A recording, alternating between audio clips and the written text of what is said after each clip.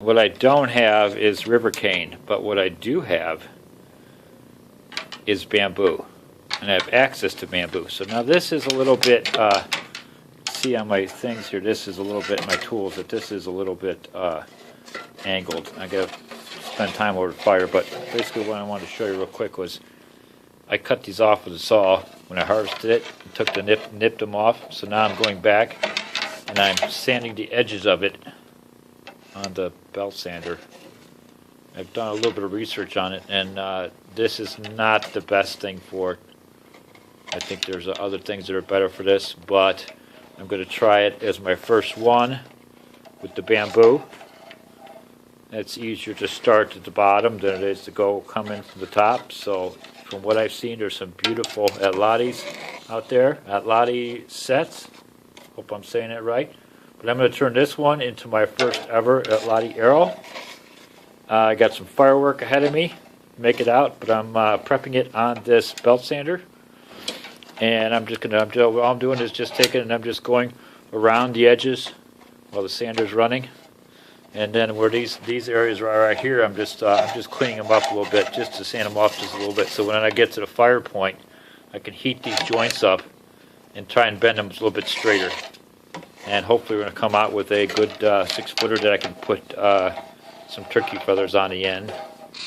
The one thing I noticed with the Atlatl spears, or not arrows, were that they all seem to be one continuous shaft length, as opposed to this one's more tapered. So this is just to try it out. It's really not, I don't think it's the right thing for it, but it's going to be to try it. And if it works and I like what's happening, then I'll go find some river cane and go from there.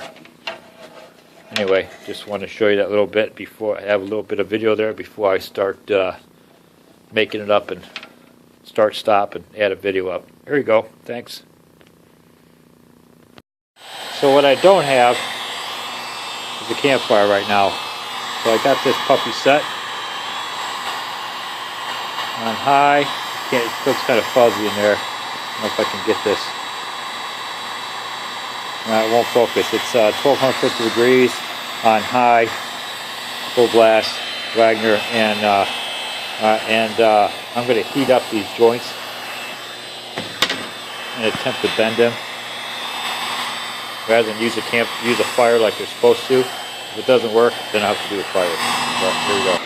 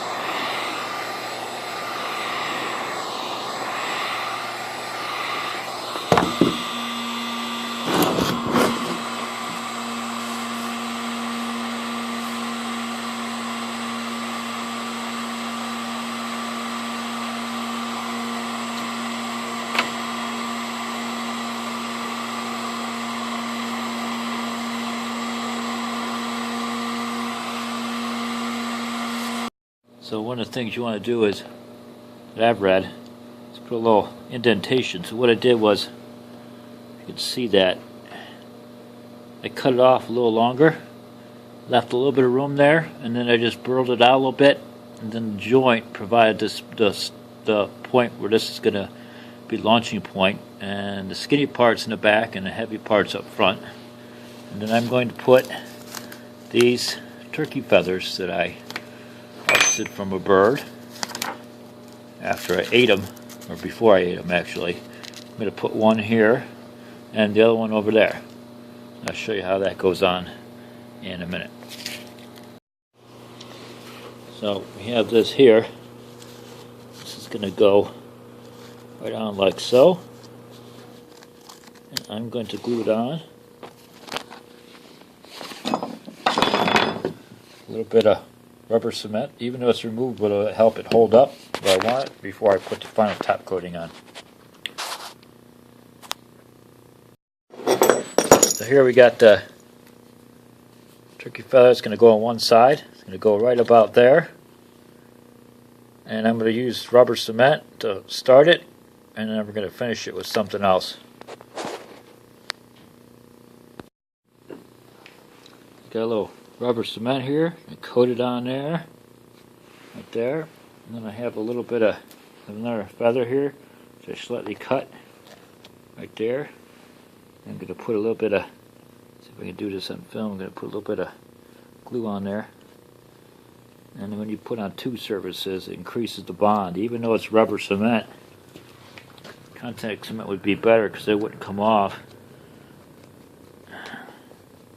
This isn't cement used for putting flights on. Reasons is I don't have that here. I do have some hot glue here, but I don't feel like getting my fingers burned today. One of the things I'm doing to speed it up is a low heat. See, a low heat. Speeding up the dry time of this rubber cement. It is winter time. I have a heater on. It's only about 45 degrees.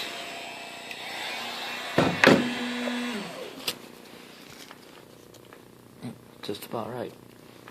Some good and tacky. I'm going to put this up here on top like so.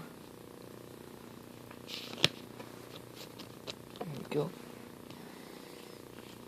I just let that sit there. Since it's my first time, and I'm going to learn by doing. I'm just going to let those sit up there like that. You can see that right there, sitting on the shaft. And we're going to heat it up.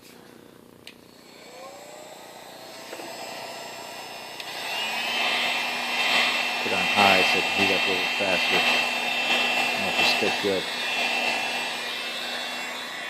Turn it off. I'm going to leave that there for a second. Oh, it's still coming off. I think what I'm going to do is I'm going to wrap it. Let's pause this.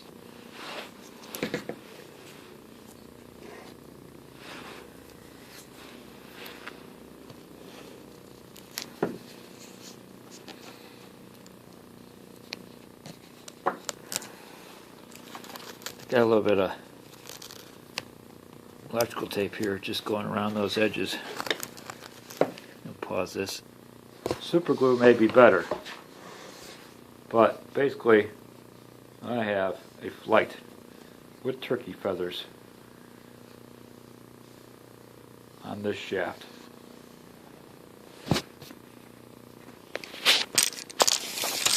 So I'm just going to show you this right here. I got to put the tape measure on here, gotta hold it. Might need an assistant soon. I got some pieces of stuff. I'll hold it one more time.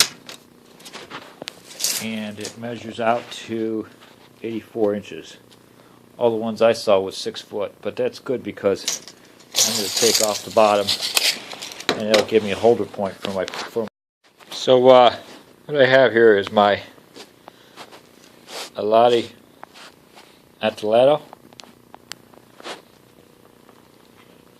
I cut it out, the jigsaw, and out of here, and you can see the scrap down there.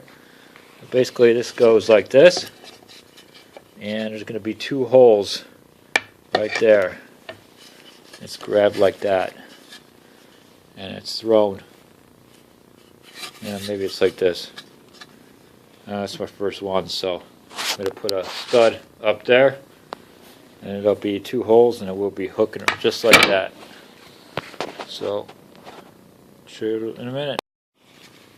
Alright, so what I got here is my firing piece, which is the length from the tip of my fingers to my chest, which on me is quite a distance.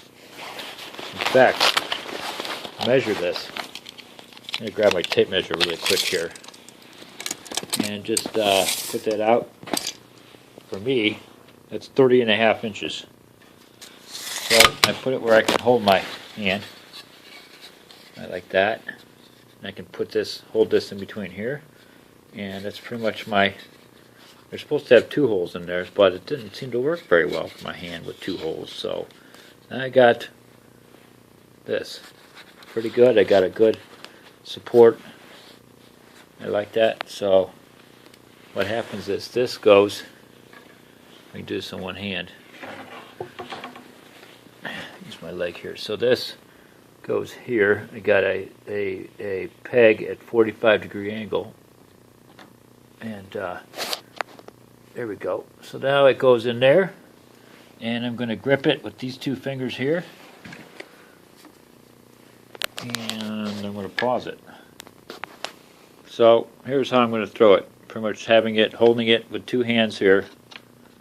Got the back pressure on the back, and maybe a second one here.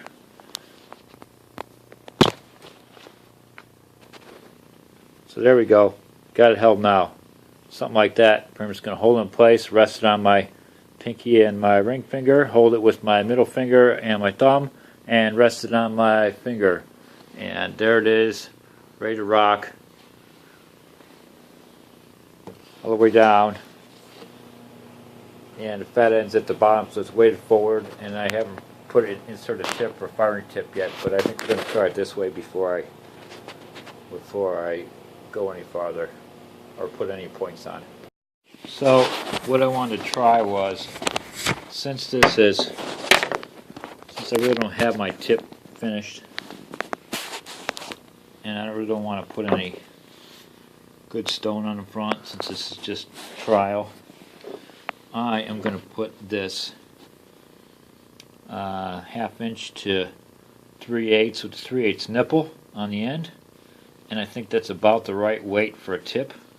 And it should simulate a tip on here, and if I lose it when I'm throwing it, then I don't have to worry about it.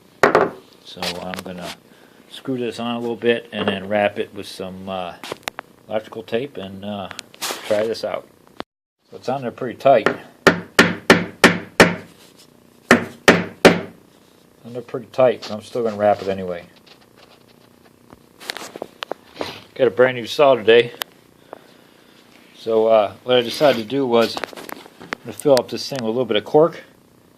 And then what I'm going to do is cut this off right about here and wrap that around, and that'll kind of give it a little blunt tip. See the result, and I'm about to wrap it. I want to show this falling on something. Here we go. Perfect.